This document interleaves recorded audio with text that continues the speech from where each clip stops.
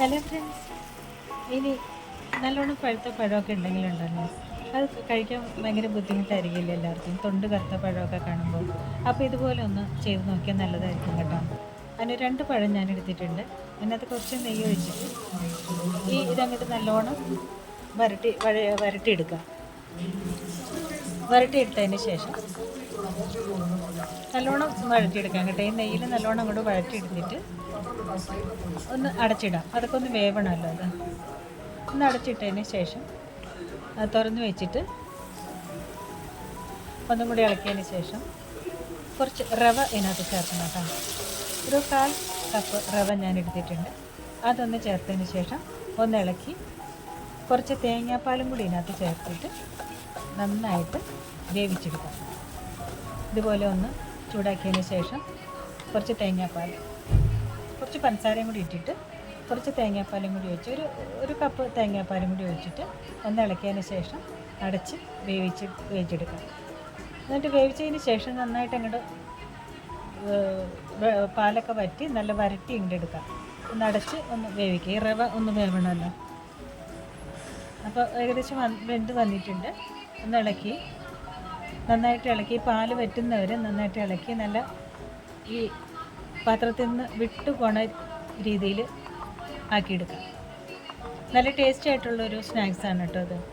ഇപ്പോൾ നല്ലോണം പഴുത്ത പഴമൊക്കെ എല്ലാവർക്കും കഴിക്കാനായിട്ട് മടിയായിരിക്കും, പിള്ളേർക്കൊന്നും ഇത് ഇഷ്ടാവില്ലല്ലോ. അപ്പോൾ ഇങ്ങനെ ഒരു ഇതുണ്ടാക്കി കൊടുത്തപ്പോൾ പിള്ളേർക്ക് ഭയങ്കര ഇഷ്ടമായിട്ടാണ്. ഇതുപോലെ ഇങ്ങനെ വിട്ടു പോരും അതിൽ നിന്ന്. നല്ല പോലെ കിട്ടിയിട്ടുണ്ട്. ഒരു പ്ലേറ്റിലേക്ക് മാറ്റി വയ്ക്കും. എന്നിട്ടൊന്ന് പതുക്കെ ചൂടാറിയതിന് ശേഷം ഓരോ ഉരുളകളാക്കിയിട്ട് പരത്തി, പിന്നെ തേങ്ങാപ്പാൽ പിഴിഞ്ഞതിൻ്റെ ആ പിശട് ഞാൻ വെച്ചിട്ടുണ്ടായിരുന്നേ, അത് നെയ്യിൽ വറുത്ത് വെച്ചിട്ടുണ്ട്. ഇങ്ങനെ പരത്തി ഓരോന്ന് പരത്തി വെച്ചതിന് ശേഷം ആ തേങ്ങ വറുത്തതിലേക്ക് ഇട്ടിട്ട് എടുക്കാം. ഇത് അങ്ങനെ തന്നെ വേണമെങ്കിൽ കഴിക്കാം. ഇല്ലെങ്കിൽ വീണ്ടും ഒന്ന് നെയ്യിലൊന്ന് ഒഴിച്ചിട്ട് ഇതുപോലെ ഒന്ന് മറ്റേ നമ്മൾ കട്ട്ലറ്റ് ഉണ്ടാക്കണ പോലെ ഒന്ന് തിരിച്ചു മറിച്ചിട്ട് കഴിഞ്ഞാൽ അതും ടേസ്റ്റാണ് കേട്ടോ. ഇതുപോലെ അങ്ങോട്ട് മുക്കിയെടുത്ത് കഴിക്കുന്നതും നല്ലതാണ്. ഇത് നല്ല ക്രിസ്പി ആയിട്ടുള്ള ആ ഒരു തേങ്ങയുടെ ആ ഇതുണ്ടല്ലോ, അത് നന്നായിട്ട് നെയ്യിൽ വറുത്ത് വെച്ചേക്കണ്ടാണ്. അപ്പോൾ ഇതുപോലെ ഓരോന്നിലും പുരട്ടി വെച്ചിട്ട് ഇതിങ്ങനെ തന്നെ വേണമെങ്കിൽ കഴിക്കാം. ഇല്ലെങ്കിൽ ഞാൻ പറഞ്ഞ പോലെ തന്നെ പാനിൽ ഇച്ചിരി നെയ്യ് ഒഴിച്ചിട്ട് ഒന്ന് മൂപ്പിച്ചെടുക്കാം കേട്ടോ. അപ്പോൾ കുറച്ച് ഞാൻ ഇതുപോലെ വെച്ചിട്ടുണ്ട്. ബാക്കി പിള്ളേർക്ക് ഇഷ്ടം അതാണെന്ന് വെച്ചിട്ട് അങ്ങനെ ചെയ്തിട്ടുണ്ട്.